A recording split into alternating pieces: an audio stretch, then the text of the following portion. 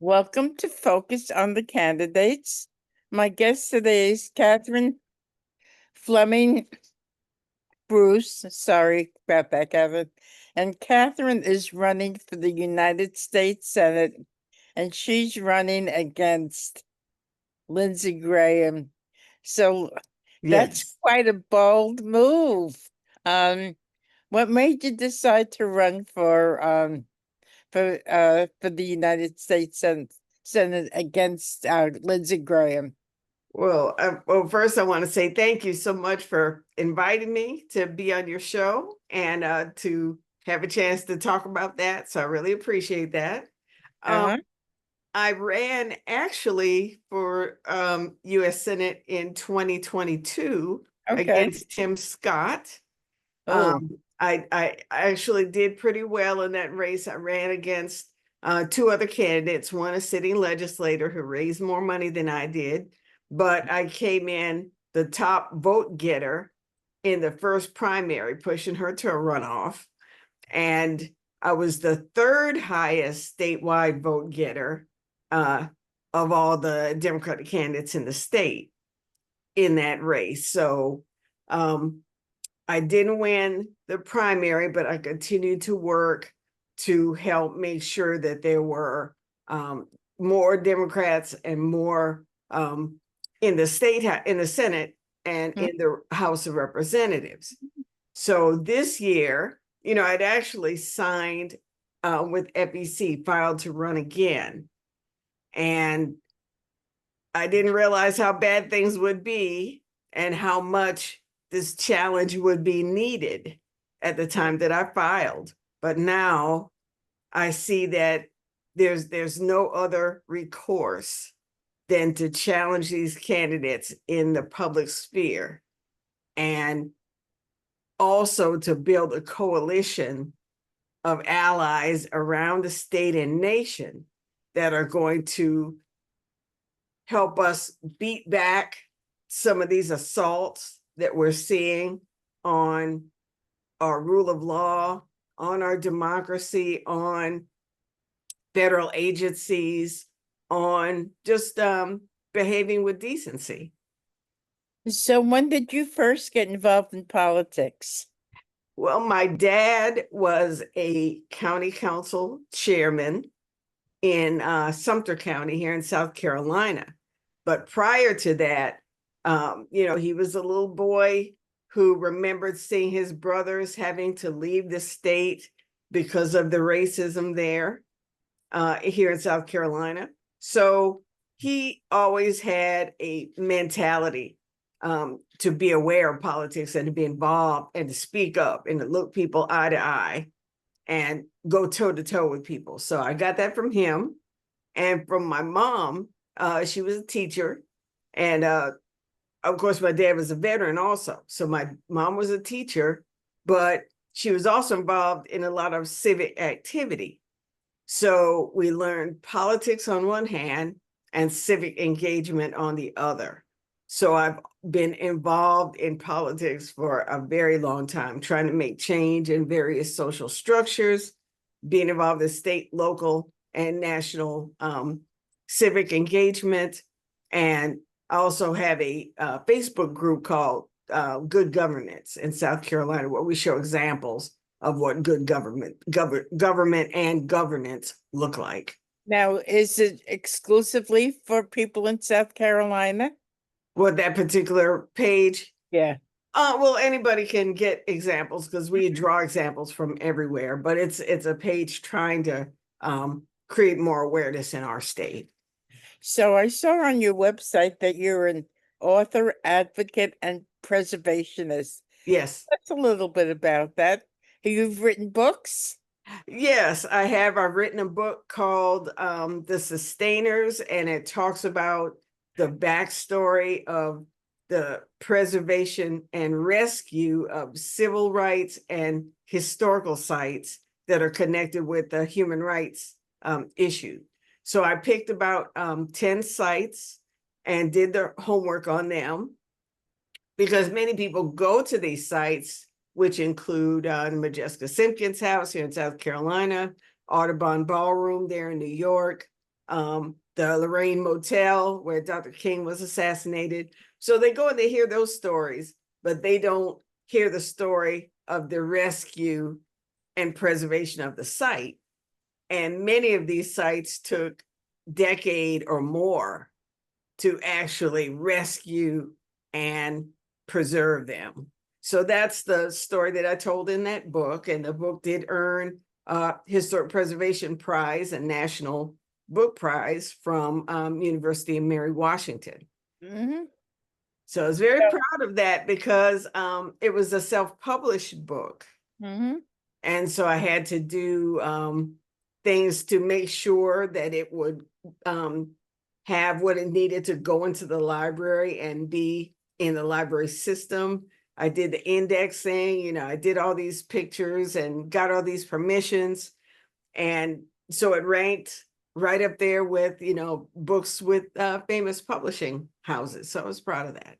It seems as though you've been quite busy for a while. Yes, yes, for a long while. That's correct. So your book talks about your preservation.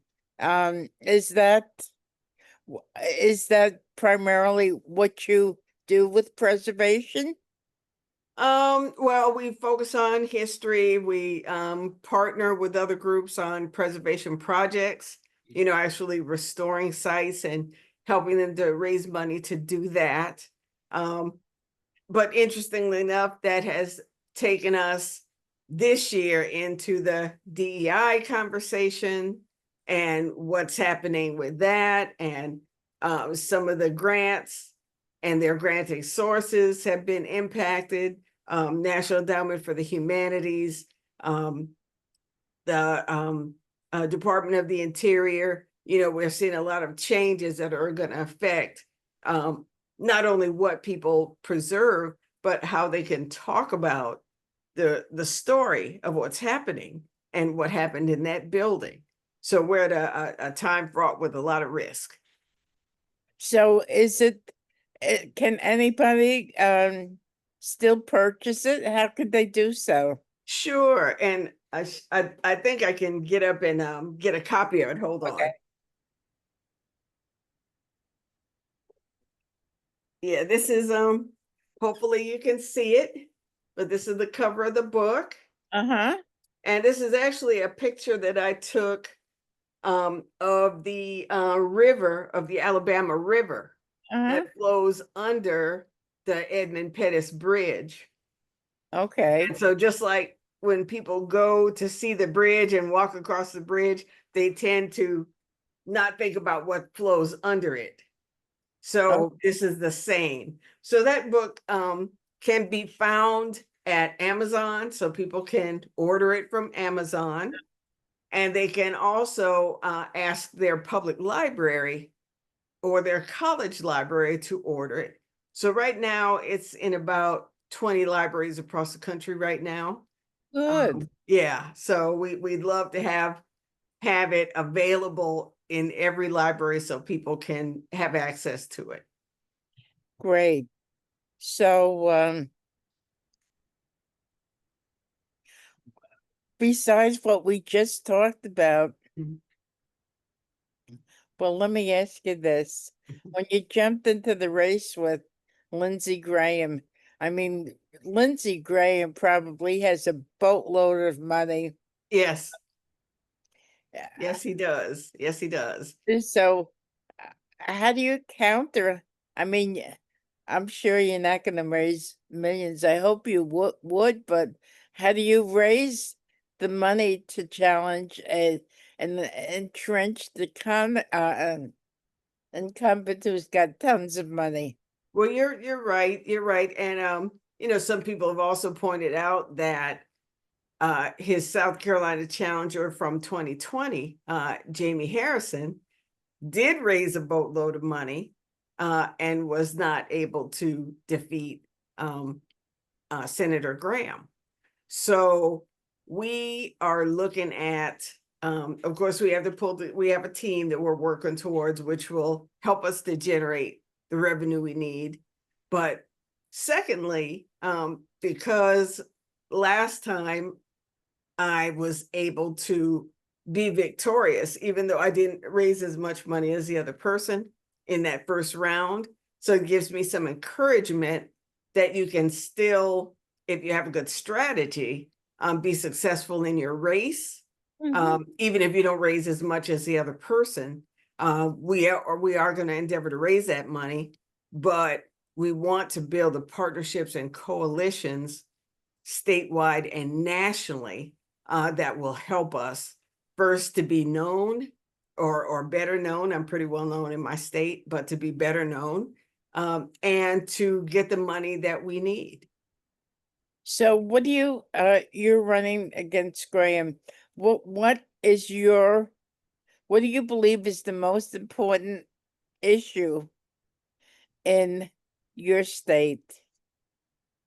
Well, one of the things that's important is the impacts that people are already feeling as a result of the passage of the One Big Beautiful Bill, now the One Big Beautiful Act, since it was signed into law by President Trump, and the cuts that have come from that to Medicaid, which will impact hospitals and medical facilities, long-term care, health care, also cuts to the program that provided some assistance to people who signed up for the Affordable Care Act. So some of those people will lose their health insurance as well. We also have impacts from the tariffs that are seen in whether or not corporations decide to build here or expand. So we've seen that happen. And gutting of the Department of Education, which removes some funds from here. But I think overall, the central important issue for us is, what is the role of government? What do we see and agree to as a community as role of government? So in a way, what's happening now is it has some utility for those of us who argue that government does have a role in providing a safety net, in making sure there's equity and making sure that there's justice. So we're seeing what happens when those things are taken away. And once we make that argument and enough people sign on, then we can reboot some of what has been happening at the Washington level that will have a negative impact in our state. Okay, you talk about South Carolina. Overall, what do you think is the major issue nationwide? Okay, I would say one of the major issues right now is the what many would call fascism, what many would call the overreach of the president that we see in the National Guard being sent into DC, some of his executive orders, and the way the Supreme Court and other courts are being muzzled so that they don't contradict his actions. We also see that in these bargains that are being made with higher education and corporations. So I think the biggest problem, and there are many problems, but the biggest problem is the role of the president. And when that role moves us away from democracy and into an authoritarianism position. I think that's what happens. That's the biggest problem, because the other problems come out of that, where you have a Congress that is just a rubber stamp and doesn't oppose the president, and a Supreme Court that doesn't challenge the president. So you don't have your balance of powers the way you would have otherwise. What do you say to people who are turned off by politics, who say no matter how you vote, nothing's going to change. What do you tell those people? Well, I would tell them to look at the changes since the president was inaugurated. And we can see very rapid changes, very deep, seismic changes that have happened, in our government and all across the country in just that short period of time, because of politics. And I'll tell you a little anecdote. I had a conversation with someone at a federal agency in February, and I said, well, I'm trying to get some information from you. I'm a little worried because, we have the new administration coming in and I don't know what will happen. So I want to get this paperwork in quick. So that person told me, oh, don't worry about that, because when we have a change in administration, it takes 4 or 5 months for anything to happen and, all of this and all of that. And I'm hoping that that poor person is still even at their desk because they may be just gone. But yes, I think anyone can look now, anyone who's previously said voting doesn't matter and nothing changes, they can look now and see, oh, well, that's not quite what I thought. And maybe I need to be more involved and more vocal. Mm-hmm. Do you find that a majority of people are not involved and not vocal, I'm sorry. Right. In our state, we have some 3 million roughly registered voters, something like that, 250,000, 250 million, 3 million, something like that. And about 900,000 of them, registered voters, did not participate in the process. Mm-hmm. So those are some people call them missing voters and so forth. So we have a large number of people who are unregistered and a large number of people who are registered but have not participated. Mm-hmm. And so part of that is on us to make sure that we, those who are elected, show that we are accountable, that we believe in transparency, and that we believe that accountability plus transparency equals legitimate government. So when we do that and we make sure that we push for things that people are going to feel at home as positives, then people feel like government is working for them. But I feel that we should strive for something where you don't have to explain to people, look what I did, look what we did, look at this. No, they should be able to tell you, oh, wow, this is what my elected official did, and let's go see it. They should be excited about it. They should understand it. They should be able to tell you as opposed to you having to tell them. How have you been treated by the press? Have they been knocking on your door? Well, we had kind of a slow start because I'm working on some other projects and trying to close them out. So we're now starting to get around to many of the parts of the state and being recognized and so forth. So I think we haven't had as much press as we would like, but I think that's going to change very quickly, especially as we get closer to the filing date in May, in March of next year. Okay. Yeah. Okay. So what unique characteristic will you bring to the table if you're elected, Senator? Well, I look at the example of people who have been activists and advocates.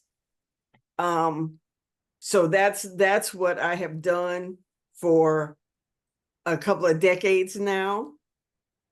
I have a network of people, throughout the state and throughout the country who have worked in women's issues, voting rights, the environment, nuclear disarmament, immigration, and a variety of other issues, LGBTQ, and so on.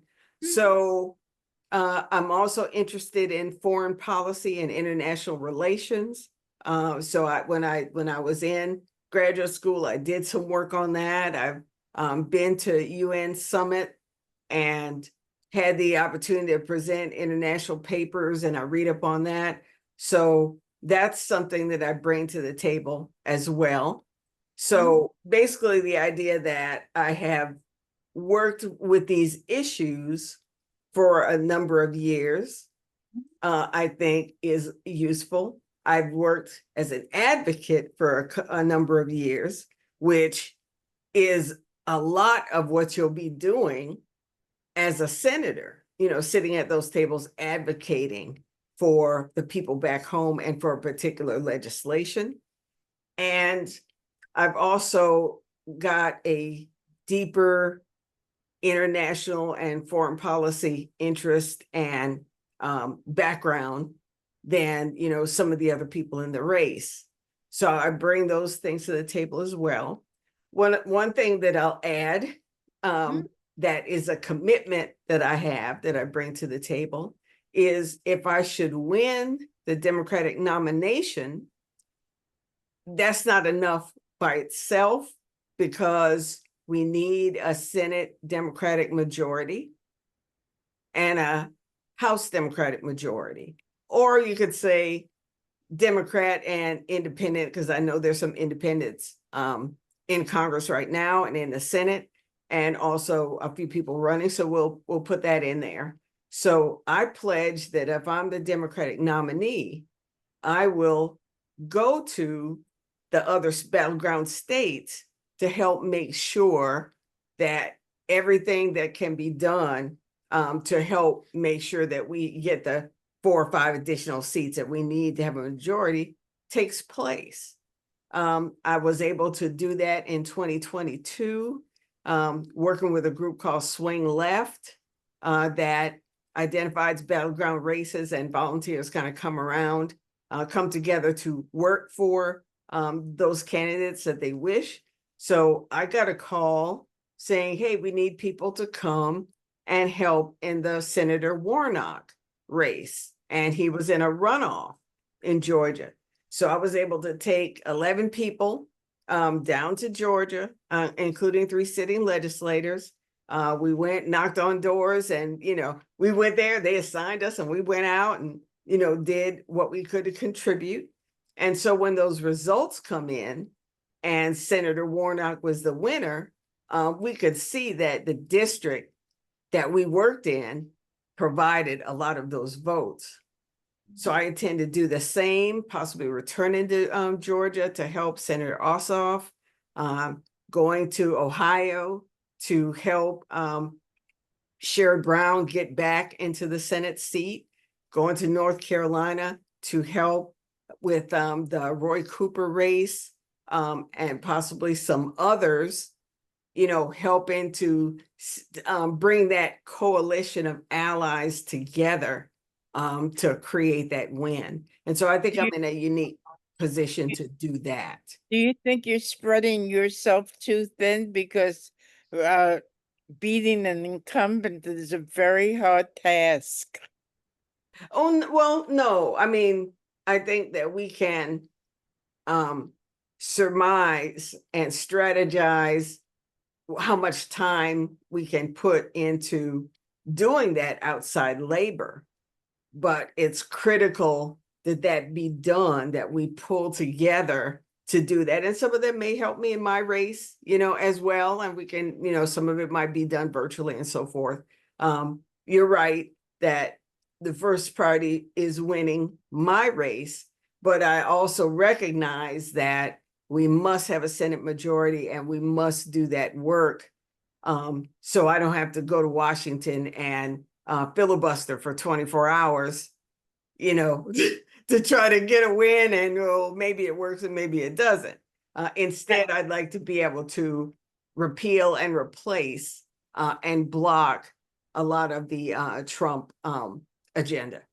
How long was Cory Booker's filibuster? I think it was 24 hours, something like that, something close to that. When you're up there, you can't even take a bathroom break, can you? No. Right. So I don't want to do that. I want to go there with enough people so that we can stop stuff by a vote, instead of having to do that. So if somebody is interested in helping you on your campaign, is interested in donating to your campaign, how could they do so?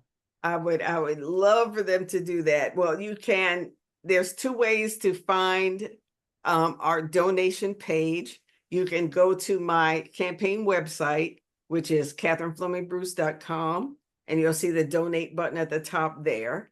You can also go to Ag Blue and put my name in, Catherine Fleming Bruce, and our page will come up for Ag Blue. Yes, please donate to those at whatever size, be a recurring donor if you can. All that makes a big difference in helping us do what we need to do.